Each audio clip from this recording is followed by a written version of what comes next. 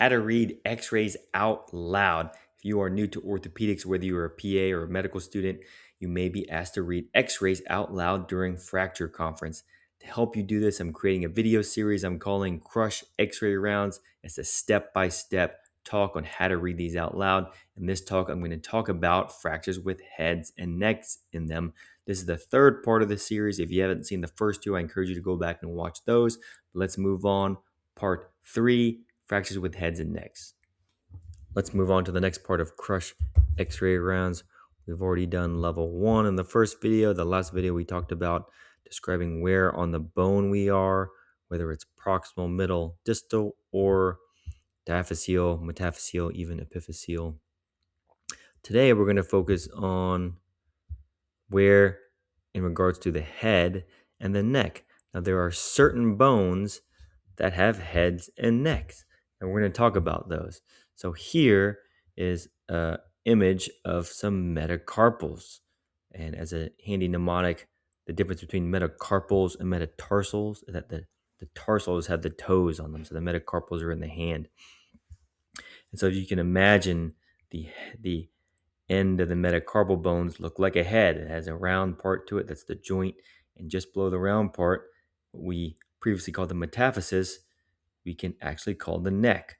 And so here they have it nicely drawn out. You have the head portion, the neck portion, and the shaft. So if you fracture in any of these portions of certain bones only, you can describe them by a head fracture, a neck fracture, or a shaft fracture. Now, which bones have heads? Well, there's only 6 that I know of. Number 1 is the humeral head. 2 is the radial head in the elbow. 3 are the metacarpal heads that we talked about. And interestingly, there are 3 corresponding heads and necks in the lower extremity. That includes the femoral head and neck, the fibular head and neck, that other small bone in the knee, and finally, the metatarsal heads and necks. So we're going to go through them one by one. So here on the left, we have AP of a skeletally mature shoulder. And if you run your eyes along the cortices, you see a fracture here. Now, as a review, we can call this a proximal humerus fracture. We can call this a metaphyseal humerus fracture. Or in this case, since this is one of the 6 bones with heads, we can call this a humeral neck fracture. Here on the left, we have an AP of a skeletally mature shoulder. And as before, if we draw our eyes upon the cortices, there's a disruption here, there's a disruption here. We can call this a proximal humerus fracture. We can call this a sort of metaphyseal epiphyseal fracture.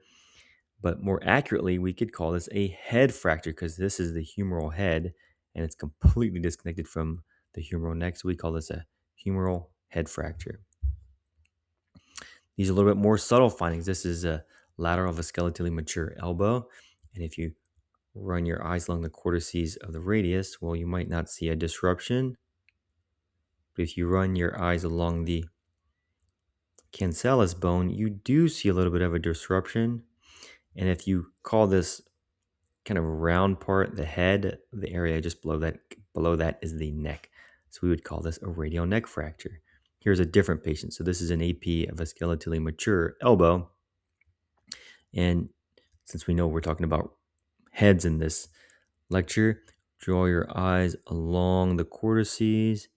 And if you make it around to here, oh, well, you notice there is a little cortical defect there. And yes, indeed, there is a radial head fracture there. Now, in this case, it might be very difficult to describe this fracture in any other way. Yes, you could call it a proximal radius fracture. You can't really call it epiphyseal fracture because the patient is skeletally mature. So the best and only way to describe this fracture is a radial head fracture. Let's go to the hand. So this is a oblique view of a skeletally mature hand. And if you draw your eyes along all the cortices, and after all, you get very quick at doing that, but at first, you just got to go bone by bone. Well, here, our first disruption, another disruption here. So we have a fracture of this metacarpal. Now, we have 5 metacarpals The thumb is 1, 2, 3, 4, 5.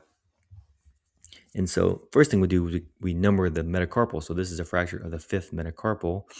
And as before, we could call it a distal metacarpal fracture. We can call it a metaphyseal fracture of the fifth metacarpal, or in this case, since it is one of the 6 bones with heads, we can call it a fifth metacarpal neck fracture, and that's usually what we call it, a metacarpal neck fracture. This has a particular name, actually. This has an eponym, which is called a boxer's fracture. Here we have an AP view of a skeletally mature left hand. And again, what you're going to do is run your eyes through all the cortices, but you get pretty quick at zoning in on the actual fracture. And so here is our fracture line. And as you can see, it fractures into the joint, into the round head part. So we'd call this a metacarpal head fracture. Again, this is metacarpal 1, 2, 3, 4, and 5. So this is a second metacarpal fracture. You can call it a distal metacarpal fracture, or more accurately in this case, a metacarpal head fracture.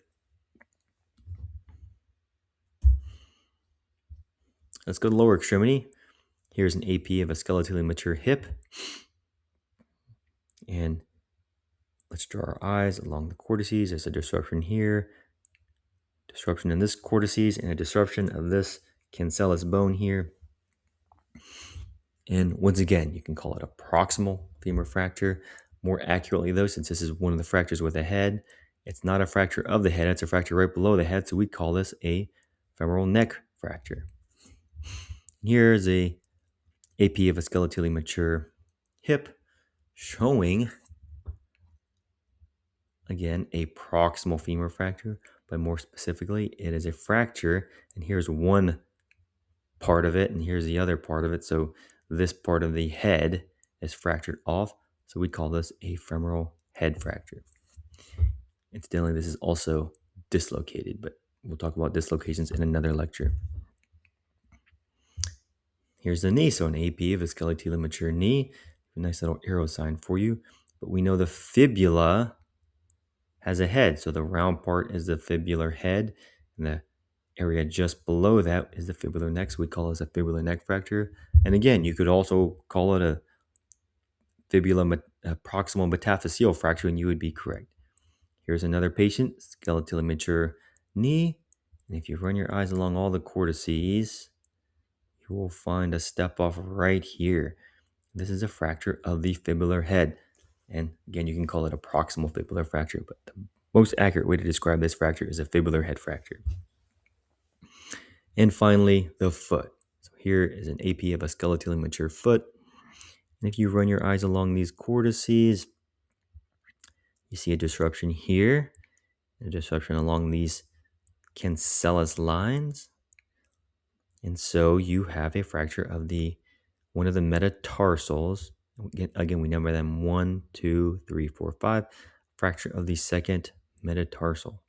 But don't stop there. This X-ray actually has another fracture. This third metatarsal also has a fracture here.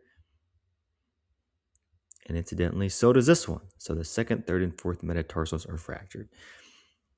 The next specific thing you can say is the distal part of the second, third metatarsals are fractured. But the final, maybe best way to describe this are fractures of the second, third, and fourth metatarsal necks. Here is an AP of a skeletally mature foot showing a fracture of the first metatarsal. It's a fracture of the distal metatarsal, and specifically it is a fracture of the metatarsal head. First metatarsal head fracture. So that's it for part 3. Now you know how to start the fracture presentation. You can describe where the fracture is, what bone, and where on the bone it is. On the next video, we're going to dive into displacement. So when the fracture moves and the fracture shifts, how do we describe that accurately and clearly? Thanks for watching. Bye. See you on the next one.